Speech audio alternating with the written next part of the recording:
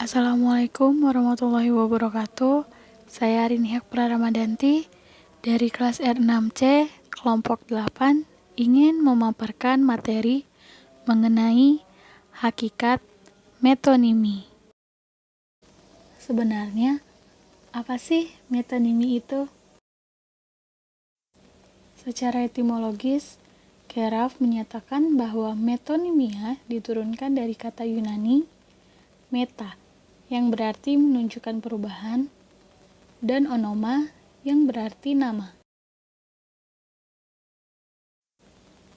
Keraf menyatakan bahwa metonimia dapat diartikan sebagai suatu gaya bahasa yang mempergunakan sebuah kata untuk menyatakan suatu hal lain karena mempunyai pertalian yang sangat dekat.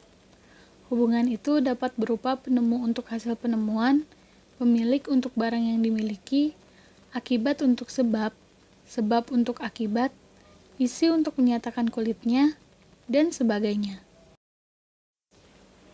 Menurut Keraf, metonimi merupakan bagian dari sinekdoche.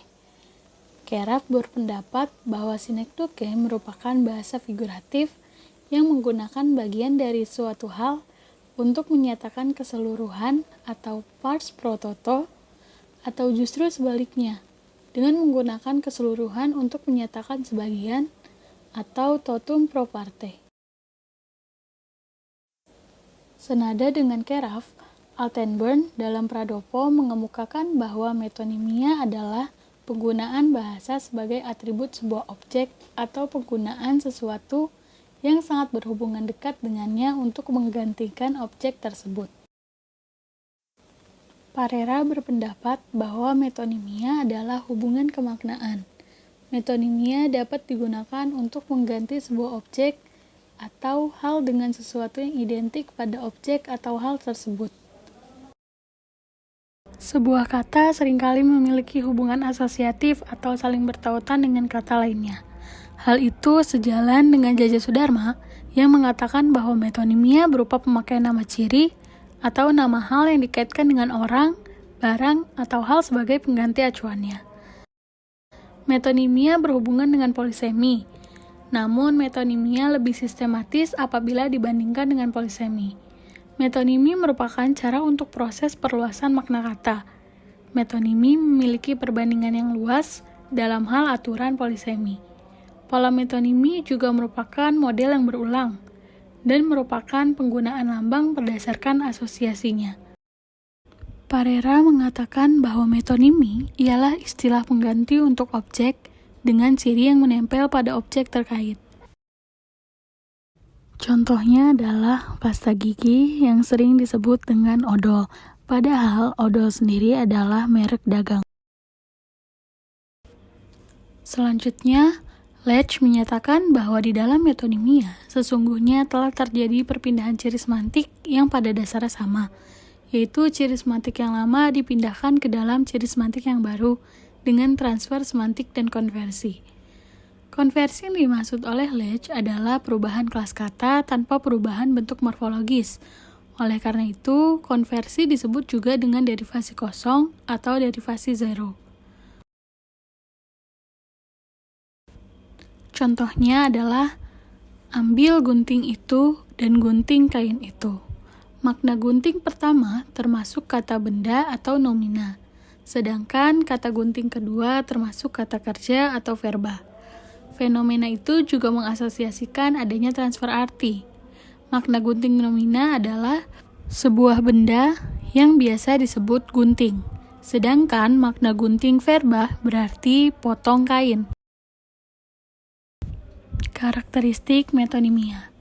Setelah memahami mengenai pengertiannya, majas metonimia memiliki karakteristik atau ciri tertentu yang membedakannya dengan jenis majas lainnya.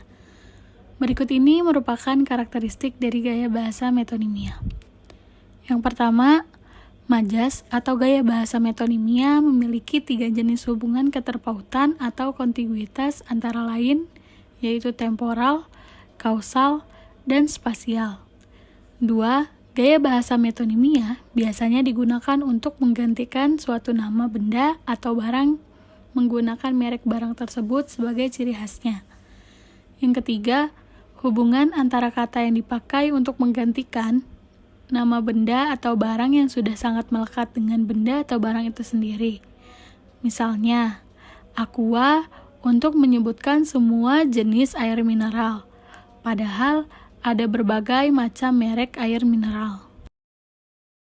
Dalam metonimia, ada suatu barang yang disebutkan, tetapi yang dimaksud adalah barang lain. Seperti contohnya, ayah membeli sebuah Chevrolet. Kalimat tersebut tergolong dalam gaya bahasa metonimia karena menggunakan kata Chevrolet untuk menggantikan kata mobil. Selanjutnya ada fungsi metonimia. Dalam penggunaannya, di dalam suatu kalimat, majas atau gaya bahasa metonimia memiliki beberapa fungsi. Antara lain yaitu untuk menyatakan suatu dengan kata lain, namun masih memiliki makna atau arti yang sama, memiliki pertalian atau hubungan yang sangat dekat dengan kata tersebut.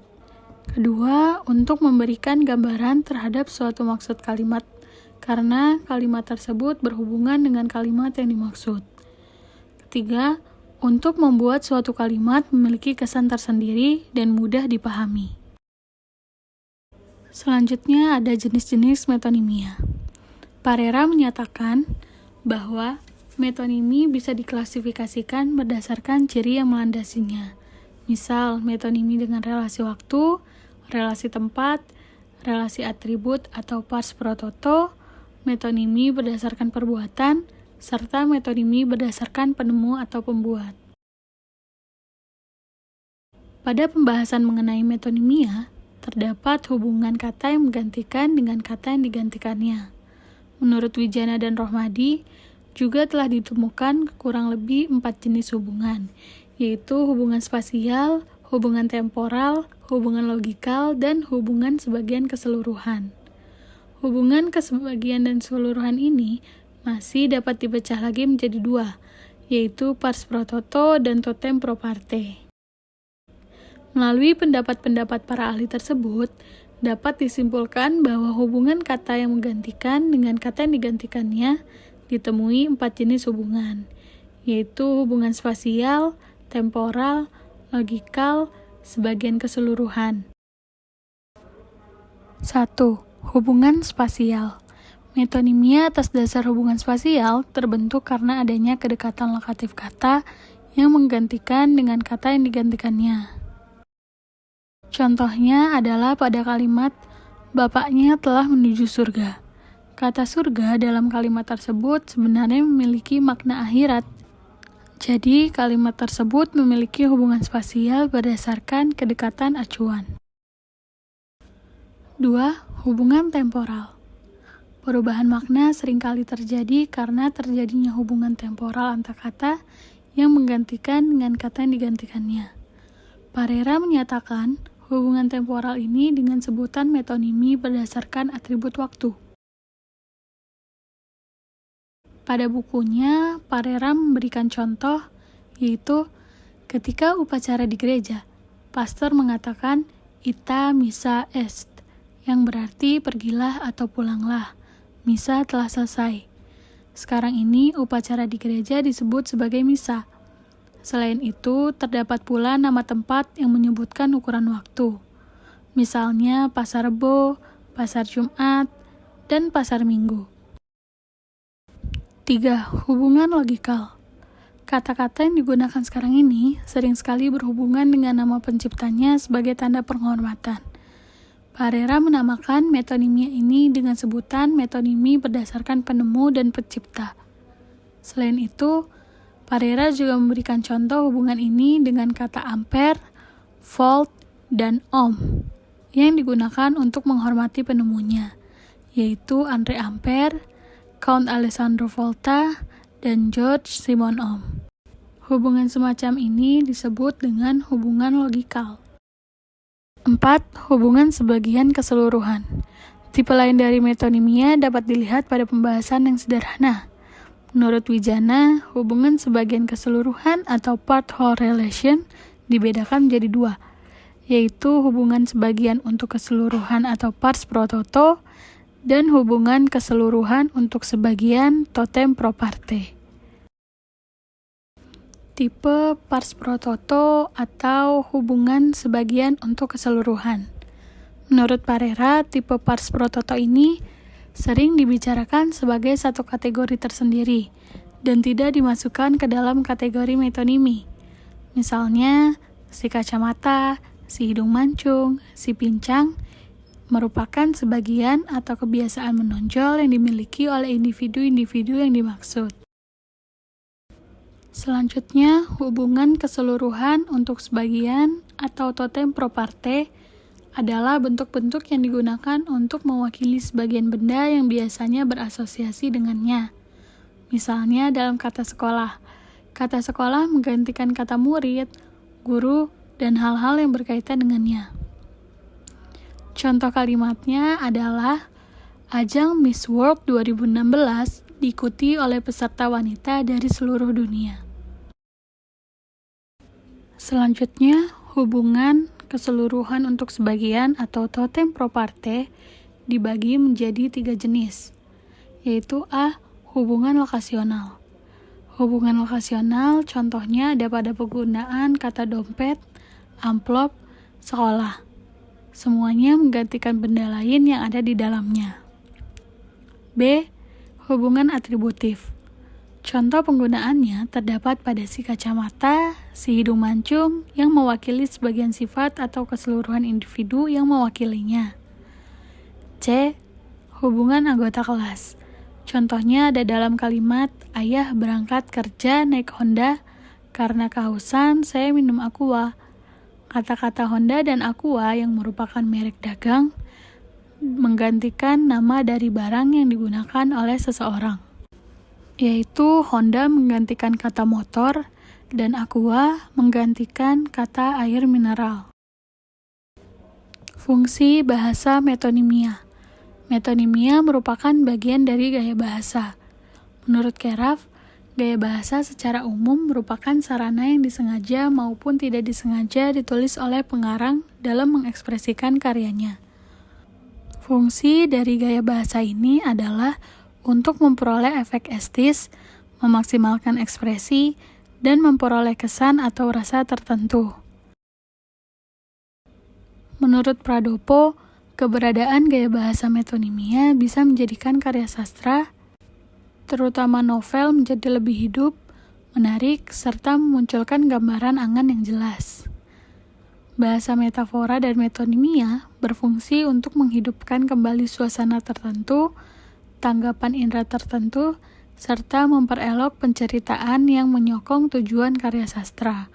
Oleh karena itu, fungsi-fungsi yang tampak bertujuan membangun nilai keindahan di dalam karya sastra atau novel. Kedekatan hubungan metafora dan metonimia. Jacobson dalam Palupi berpendapat bahwa metafora dan metonimia menduduki posisi sentral dalam bahasa figuratif atau bahasa kiasan. Jacobson juga mengungkapkan bahwa 2 jenis utama gaya bahasa kias, yaitu metafora dan metonimia, memiliki ciri yang lebih khusus, yakni metafora bekerja pada poros paradigmatik atau pemilihan, sedangkan metonimia bekerja pada poros sintagmatik atau penggabungan. Menurut Jacobson, seluruh kegiatan kebahasaan kita didominasi oleh poros pemilihan dan penggabungan, yang masing-masing terkait dengan kutub metafora dan kutub metonimi. Proses pemilihan menentukan kerja metafora yang menghasilkan perbandingan, sedangkan proses penggabungan terkait dengan kerja metonimia yang menghasilkan persentuhan. Metafora dan metonimia dalam Puitika Jacobson menjadi inti dari bahasa figuratif yang lazim dikontraskan sebagai ungkapan literal. Bahasa figuratif secara simbolis mampu menghadirkan pencitraan atau imagery, kedalaman rasa, kepadatan isi, dan kenikmatan imajinatif. Agar lebih memahami apa itu metonimia dan bagaimana penerapannya dalam suatu kalimat, berikut ini adalah contoh-contohnya. Yang pertama, ibu lebih suka belanja ke Indomaret karena lebih higienis dan nyaman. Kata Indomaret merujuk pada nama sebuah minimarket yang menjamur di Indonesia. Berbelanja di minimarket memang lebih nyaman, bersih, dan higienis.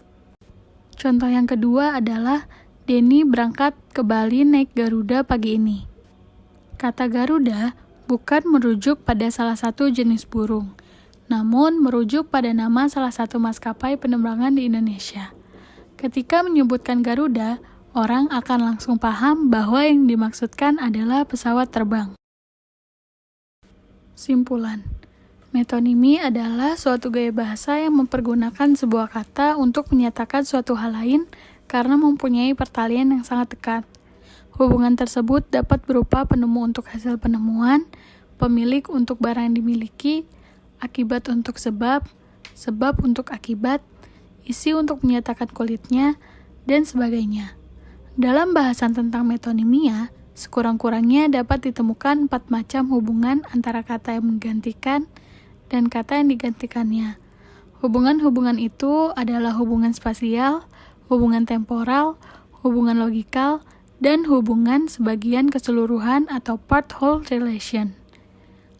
Hubungan sebagian keseluruhan masih dapat dibagi menjadi 2, yakni pars pro toto dan totum pro parte. Selanjutnya, pars pro toto didapat dirinci lagi menjadi 3 jenis, yaitu hubungan lokasional, hubungan atributif, dan hubungan anggota kelas. Demikianlah pemaparan materi hakikat metonimi dari saya. Kurang lebihnya mohon maaf. Wassalamualaikum warahmatullahi wabarakatuh.